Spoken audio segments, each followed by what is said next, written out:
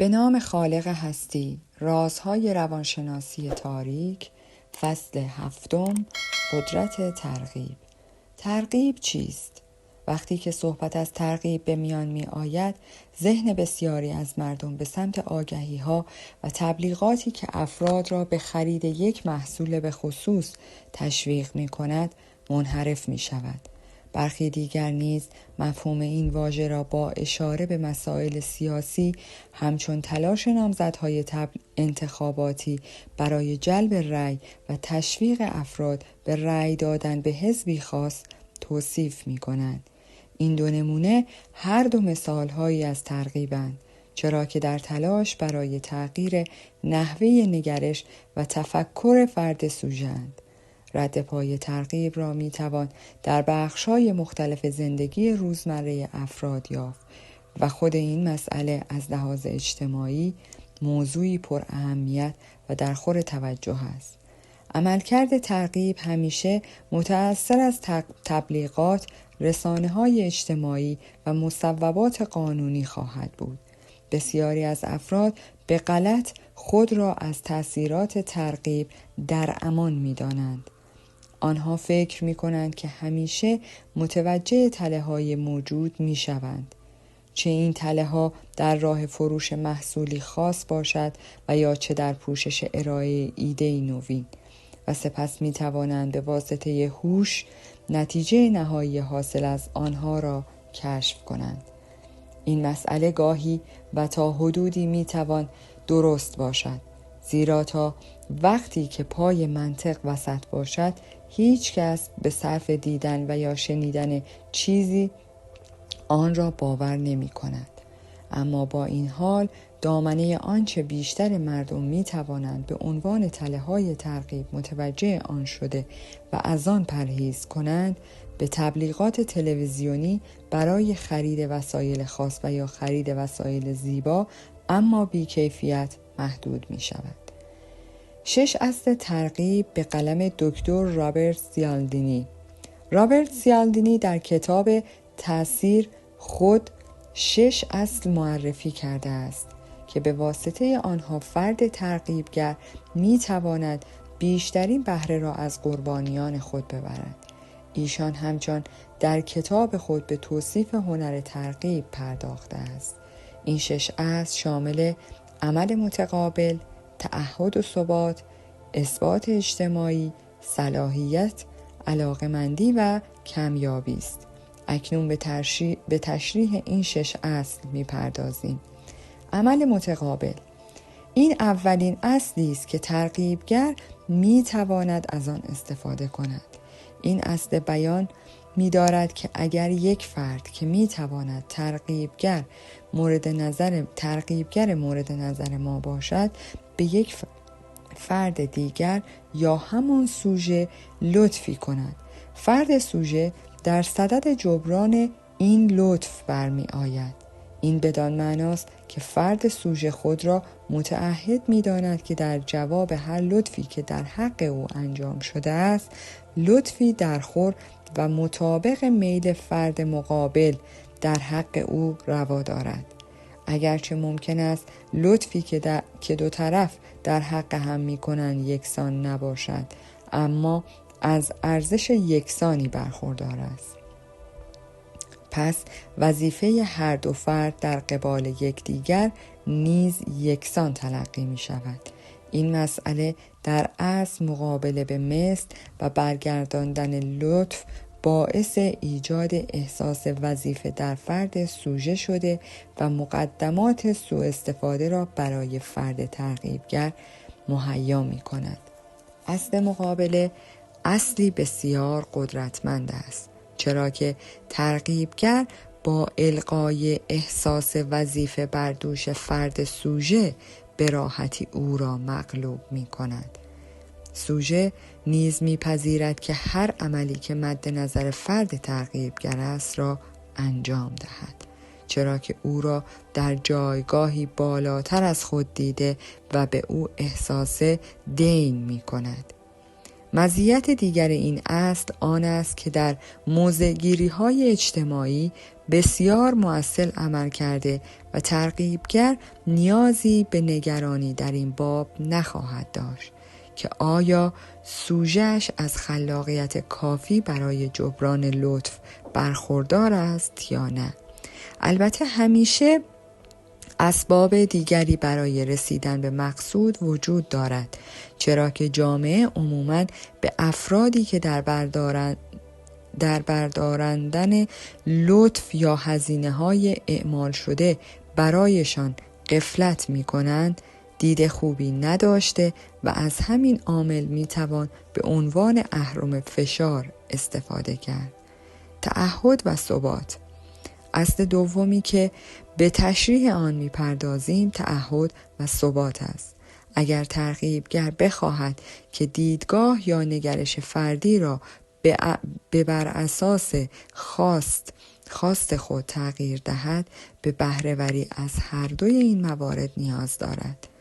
سوژه هنگامی که همه چیز منسجم و باثبات است، علاقه بیشتری به همکاری و انتخاب گزینه‌های بهتر پیشنهاد شده توسط ترغیبگر نشان می‌دهد. اگر در تلاش برای متقاعد کردن سایرین هستید، باید توجه داشته باشید که تغییر دادن حرف‌هایتان و زدن حرف‌های جدید در هر برخورد بدون تعهد به حرف‌های پیشینتان برای طرف مقابل نکته‌ای منفی و ناخوشایند محسوب می شود و باعث شکست فرایند ترغیب خواهد شد. اگر مدام حرف‌هایتان را عوض کنید و بر سر قولها و یا پیشنهادات قبلی خود نباشید، در چشم مخاطب به یک دروغگو بدل شده و باعث می شوید که مخاطب اعتماد خود را به شما و صحت حرف‌هایتان از دست بدهد که در نتیجه پروسه متقاعد سازیتان به کلی با شکست مواجه خواهد شد. ثبات یکی از نکات کلیدی در فرایند متقاعد سازی است، چرا که از دیدگاه اجتماعی ثبات امری بسیار پسندیده است. بیشتر افراد علاقه دارند که همه چیزهای اطرافشان همیشه به همان شکلی که بوده اند باقی بمانند و دچار تغییر و تحول نشوند. با اینکه هر روز زندگی با روز قبلش متفاوت است، اما فکر به این مسئله که اکثر چیزهای مهم زندگی ثابتند باعث آرامش خیال افراد می شود. این مسئله آنان را قادر می سازد که به راحتی به رخدادهای متفاوت و تغییرات جزئی تر زندگی توجه نموده، آنها را پیش بینی کرده و تصمیمات مناسب و درخور در برابر این تغییرات اتخاذ نمایند. اگر ثباتی در کار نبود، برنامه ریزی بسیار دشوار می شد و هر لحظه ممکن بود که همه چیز به هم بریزد. اگر می خواهید فردی را قانع کنید، باید به او اطمینان دهید که حرفهایتان صحت داشته و با گذر زمان تغییری نکرده و خللی در آنها به وجود نمی آید.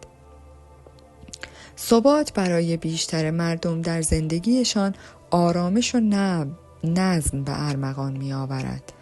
تا به حال برایتان پیش آمده است که برای یک روز برنامه‌ای بریزید و اتفاقی غیر منتظره پیش بیاید؟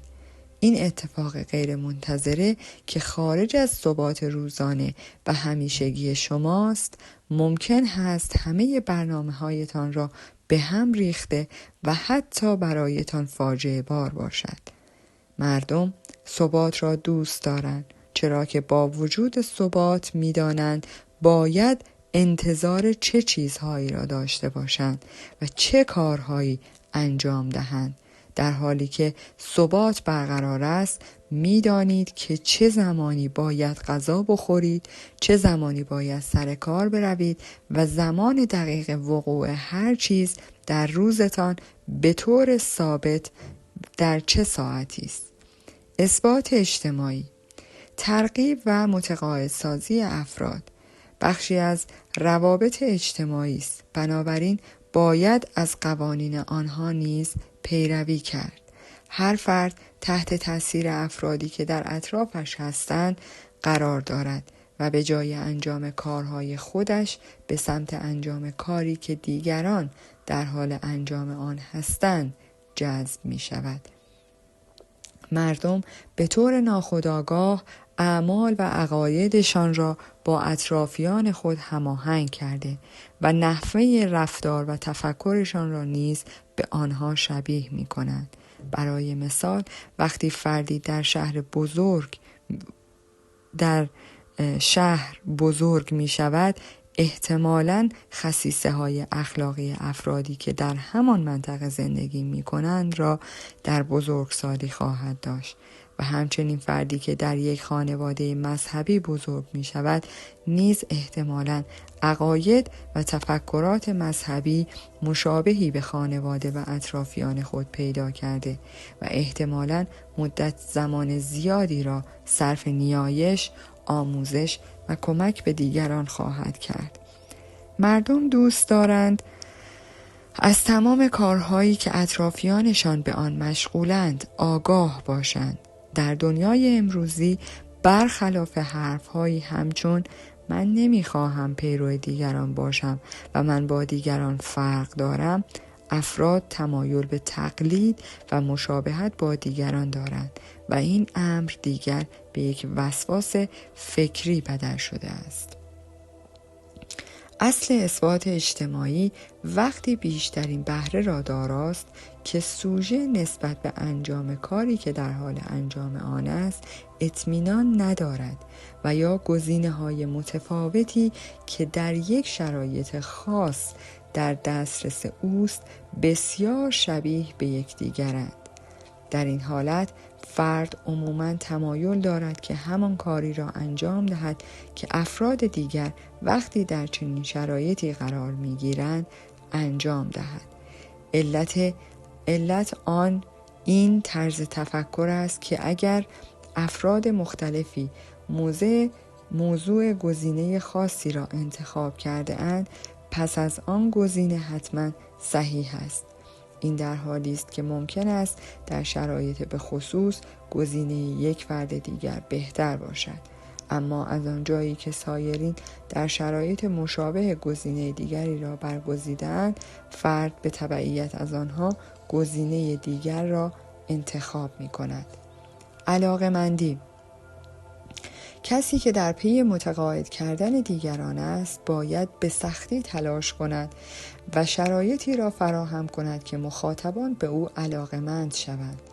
علت پشت این مسئله بسیار ساده است، چرا که وقتی مخاطب به شما علاقه‌مند شده باشد راحت‌تر به شما بله میگوید.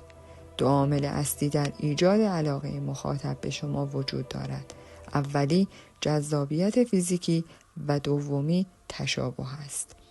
اگر مخاطب از نحوه برخورد فیزیکی شما لذت ببرد و نسبت به ظاهر و برخوردهای فیزیکی شما احساس خوبی داشته باشد، راحت‌تر با شما ارتباط برقرار کرده و در نتیجه کار شما برای رسیدن به خواسته‌تان آسان‌تر خواهد شد. این موضوع اثبات شده است که عنصر جذابیت باعث ارسال پیام‌های ضمنی خوب و گرفتن بازخوردهای بهتر می شود. این ویژگی‌های مطلوب فیزیکی عموماً به واسطه عواملی چون ارسال پیام‌های مثبت و تمرکز بر سایر ویژگی‌های خوب از جمله برخورد هوشمندانه، دوستانه و ارائه توانایی‌های فردی به مخاطب خلاصه می شود. همه این عوامل و خصایص دست به دست یکدیگر می دهند تا مخاطب را به سمت شما جذب کرده و باعث ایجاد حس دوستانه میان شما شوند. به اثبات رسیده است که در این حالت نه تنها مخاطب احساس راحتی بیشتری با شما خواهد داشت و راحت‌تر به سوالاتتان پاسخ می دهد، بلکه خود شما نیز اشتیاق بیشتری برای پاسخگویی به مخاطب خود خواهید داشت و این احساس خوب دو طرفه خواهد بود. این یک روند طبیعی است و بر اساس این است وقتی فردی را دوست دارید علاقه شدیدی به پیروی از رفتارهای او خواهید داشت.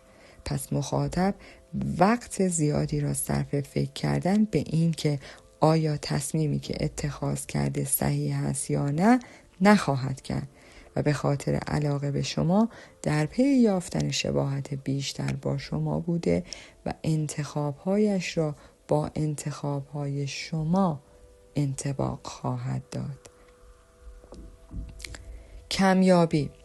کمیابی یکی دیگر از شیوه های متقاعد سازی است که اغلب دست کم گرفته می شود اما حدوداً بیشترین تأثیر را بر مردم دارد.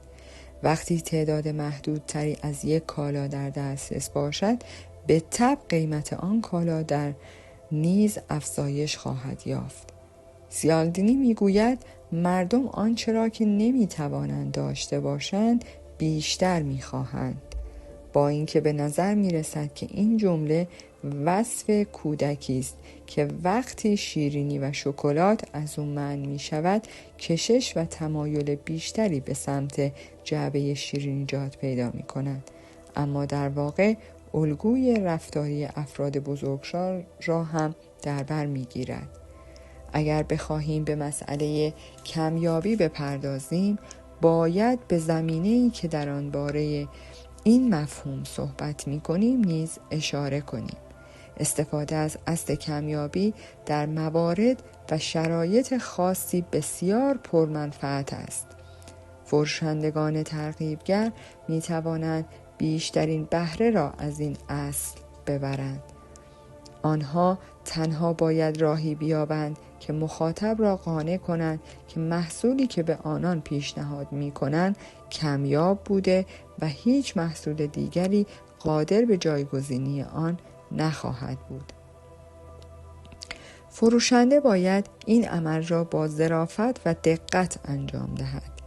فروشنده حتی می تواند قدمی فراتر بردارد و به جای اینکه برای خریدار توضیح دهد که با خریدن این محصول از چه منفعت‌هایی برخوردار می شود، برایش از ضرری که با نخریدن آن می کند سخن بگوید.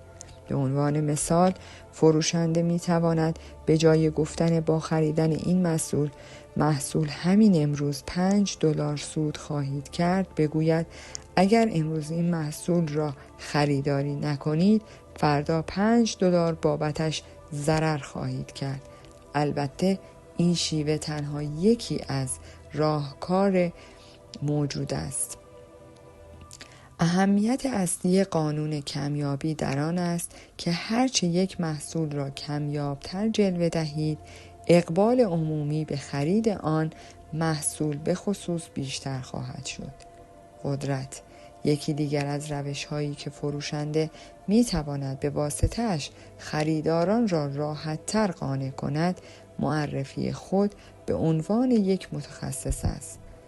مردم حرف‌های یک متخصص را راحت‌تر می‌پذیرند.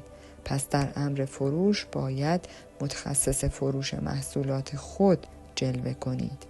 خریداران علاقه دارند که به سخنان فردی مطمئن و خبره در حوزه خود گوش فرا دهند.